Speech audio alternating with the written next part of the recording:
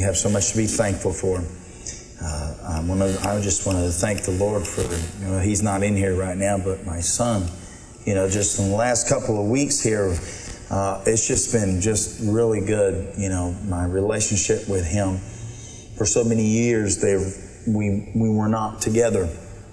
And so for him to just have that quality time now with him is just great. It's just a blessing beyond all description. And being able to minister to him and be able to talk to him and about the things of the Lord is even a double blessing, triple blessing. And he is listening, and he's being open and being receptive. And that's just awesome. I mean, they say that, if you don't win no one else but your family, you save the world. Think about that. Noah saved his family. He preached for 120 years. His success rate wasn't very good. Amen? Didn't get too many people saved. But his family, he was able to reach his family. I mean, you have to think about that too, to be Noah and to be able to get your sons to build an ark. They were, I don't know how many years they were in building that thing, but it was not an easy project to build a boat with all hand tools. There was no craftsmen, no skillmen. There was no drills and power tools and air guns. And they didn't have none of that. All they had was simply just some big old wooden mallet, big wooden pegs. And, what really did they have? They didn't have a lot to work with. But to get his sons, all three of them, to work with him on an idea that it was going to rain. And it had never rained before. Ever. In Genesis chapter, I don't know if this is where the Holy Spirit's leading me right now, but let's just go there right now and see where we go and see what happens. Because where I was thinking of going, but let's go ahead and go there. I just went right in there. It says in chapter 6, verse 5, says, God saw that the wickedness of man was great in the earth, and that every imagination of the thoughts of his heart was only evil continually. And it repented the Lord that he had made man on the earth, and it grieved him at his heart. And the Lord said, I will destroy man, whom I have created from the face of the earth, both man and beast, and the creeping thing, and the fowls of the air, for it repenteth me that I have made them. But Noah found grace in the eyes of the Lord. Isn't that awesome? Now, it speaks about Noah being upright and righteous and a just man. It says right in the next verse, verse 9, he says, these are the generations of Noah. Noah was a just man and perfect in his generations. And Noah walked with God.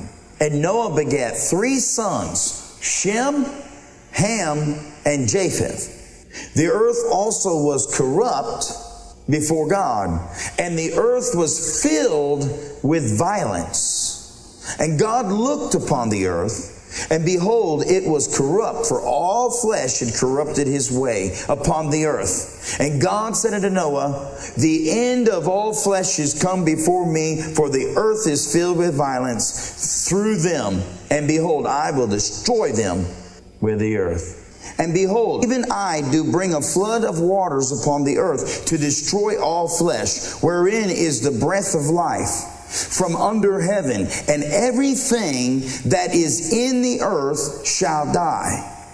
But with thee will I establish my covenant, and thou shalt come into the ark, thou and thy sons, and thy wife, and thy sons' wives with thee. Go to chapter 7. And the Lord said unto Noah, come now and all thy house into the ark, for thee have I seen righteous before me in this generation. You know that Noah, he really had a lot to do. You think about that. I'm reading through this, and one of the things that jumps out at me is that he had a lot of details There was a lot of details at what God had wanted him to do. I mean, there was a lot. I mean, he had to build that boat. Then on top of it, there was 2 of every unclean, then 7 of every clean. In pairs, they were to come into that boat, come into that ark. He had to get his sons to do what? To work, to help him build that boat. Now, I mean, you know, that's a job in itself. It's a job in itself. Imagine trying to get all your children to help you to do something. Verse 22 of chapter 6. And I believe this is what God seen in Noah, that he found grace in his eyes. 22 says, thus did Noah, according to all that God commanded him. So did he. Now I know that there's a lot of people that like to talk about doing things. But Noah wasn't that kind of person. He was a person that when he was told to do something, he did what? He was a doer. He was a doer. And I believe that's what God's seen in Noah. Noah may not have won a lot of people to the Lord, but God seen in Noah that was a greater value than all of his ability to win the whole... He knew that he wasn't going to be able to win the whole world by his preaching. He couldn't get anybody to get in the ark. But the one people that he could get in the ark was he could get his sons. He was able to reach his sons. He was able to reach his family. And God seen that this Noah was willing to do what God said to do. Period. No reason. Think about that. You're going to build an ark here. We would hope that we can maybe, convince some other people to build an ark. Do you think that Noah preached during that time? I believe he did. I believe he truly preached to people. He talked about it was going to rain. It did not rain. In chapter, I believe it's 2 is where it says that. In chapter 2 in verse 5 and 6 it says, and every plant of the field before it was in the earth, and every herb of the field before it grew, for the Lord God had not caused it to rain upon the earth. And there was not a man to till the ground. But there went up a mist from the earth and watered the whole face of the ground. Up to Noah's day, it had never rained. The thing that we see, all the little raindrops falling down on the ground, that didn't happen before Noah's day. That was something foreign. That never happened. They could see the fog, the dew on the ground. They could see the mist. They could see all those things. But this preacher, Noah, was preaching that it was going to do what? It was going to rain. And they laughed him to scorn. They thought he was a madman. But one thing that God seen in Noah is that he was a man that was willing to what? Do. He was a man that was willing to work with his hands. He was a man that was willing to go and build an ark. He was a man that was willing to get his family and to get his family to move into what God has called him. Look, that's important today. I think that's really important. I think that if we don't reach out to our family more than anything else, we need to reach out to our family.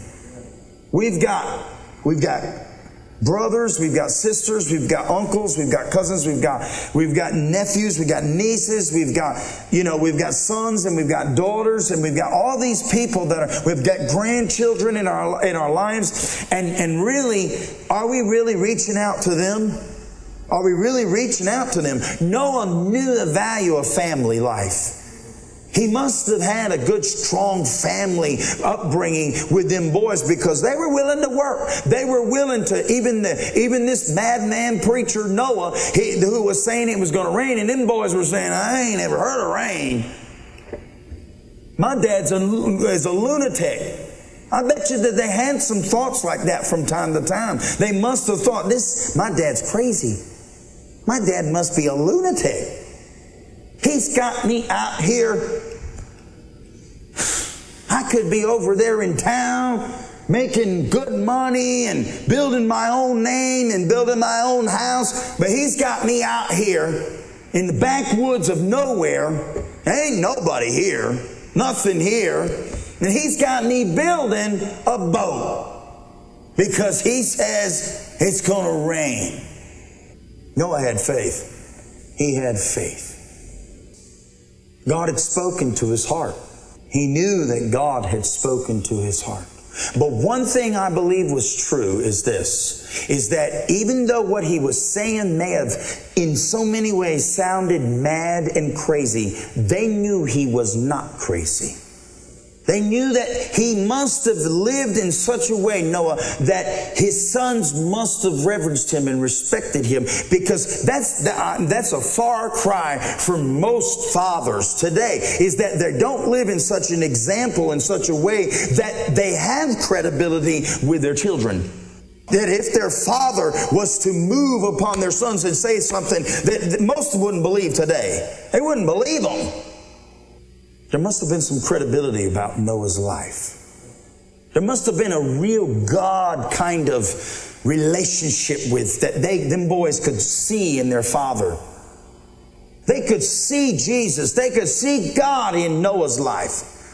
They could see that he offered up that sacrifice every day. Back then it was offering up a burnt. They put a lamb up there on that offering. And I'm sure he probably brought one daily.